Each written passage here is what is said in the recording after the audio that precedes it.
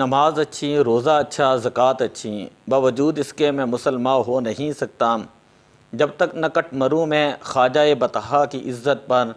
خدا شاہد ہے کامل میرا ایمان ہو نہیں سکتا۔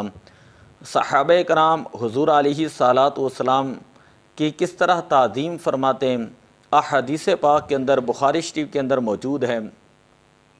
حدیبیہ کے موقع پر جب قریش نے اپنی طرف سے عروہ ابن مسعود کو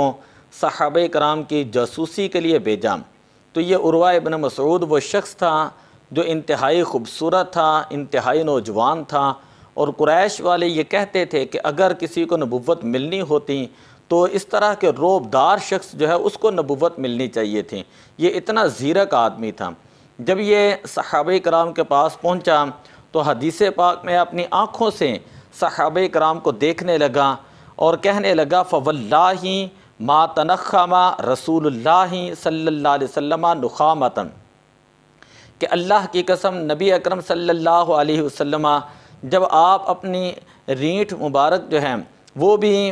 پھینکتے تو صحابہ کرام جو ہے وہ اس رینٹ مبارک کو بھی اپنی ہاتھ میں جو ہے وہ لے لیتے، الا وقعت فی کف رجل منہم، وہ بھی حضور علیہ الصلاۃ والسلام کی رینٹ مبارک صحابہ کرام میں سے کسی صحابی کے ہاتھ میں جو ہے وہ ہوتی،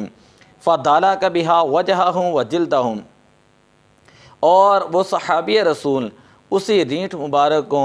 اپنے چہرے کے اوپر اور اپنے جسم کے اوپر برکت حاصل کرنے کے لیے مل لیتا۔ وَإِذَا أَمَرَهُمْ ابْتَدَرُوا أَمْرَهُ، اور جب حضور علیہ الصلاۃ والسلام صحابہ کرام کو کسی بات کا حکم ارشاد فرماتے ہیں تو صحابہ کرام فوراً حضور علیہ السلام کے حکم کی تعمیل کرتے ہیں۔ وَإِذَا تَوَضَّأَ كَادُوا يَقْتَتِلُونَ عَلَى وَضُوئِهِمْ، جب نبی اکرم صلی اللہ علیہ وسلم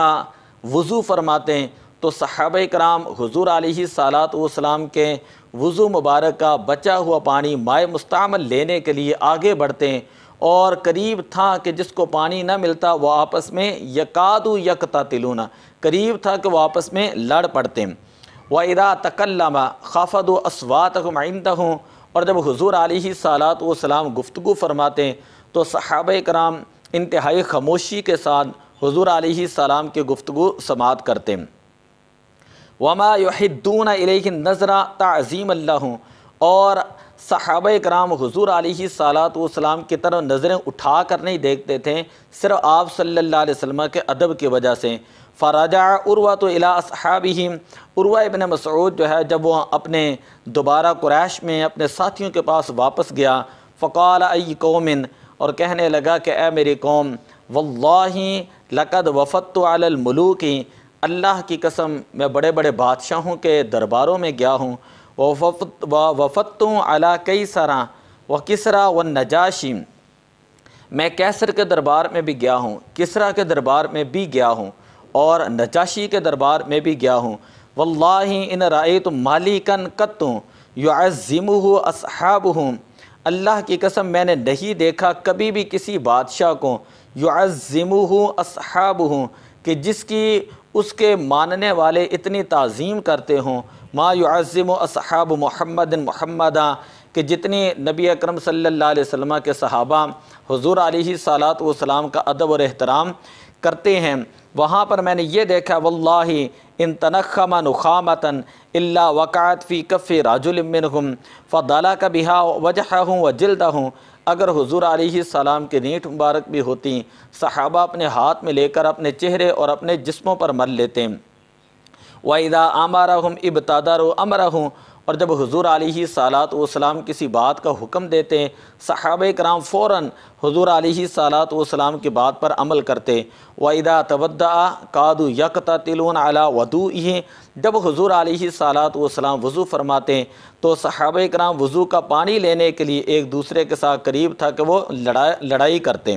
وَإِذَا تَكَلَّمَ خَفَضُوا أَصْوَاتَهُمْ عِنْدَهُمْ، اور جب حضور علیہ الصلاۃ والسلام گفتگو فرماتے صحابہ کرام خاموشی سے سنتے۔ وما یحدون الیہ النظر تعظیم اللہ، اور اور صحابہ کرام حضور علیہ صلوٰۃ والسلام کی طرف تعظیم کی وجہ سے جو ہے وہ نظریں اٹھا کر نہیں دیکھتے تھے، اور تم اللہ کی قسم ہے ان لوگوں کا مقابلہ نہیں کر سکتے۔ یہ بعد میں حضرت عروہ ابن مسعود مسلمان ہو گئے، اسلام کی دولت سے جو ہے وہ مالا مال ہوئے۔ تو بخاری شریف کی یہ حدیث پاک اس بات پہ دلالت کرتی ہے کہ صحابہ کرام حضور علیہ صلوٰۃ والسلام کا کس قدر جو ہے وہ ادب کیا کرتے، کس قدر احترام کیا کرتے، بلکہ اگر کبھی حضور علیہ السلام کو بلانا بھی ہوتا تو اپنے ناخنوں کے ساتھ جو ہے وہ حضور علیہ صلوٰۃ والسلام کے دروازہ مبارک کو دستک دیتے۔ دعا ہے کہ اللہ تعالیٰ ہمیں بھی حضور علیہ صلوٰۃ والسلام کا ادب اور احترام کرنے کی توفیق عطا فرمائے۔ الصلاۃ والسلام علیک یا رسول اللہ وعلی آلک واصحابک یا حبیب اللہ۔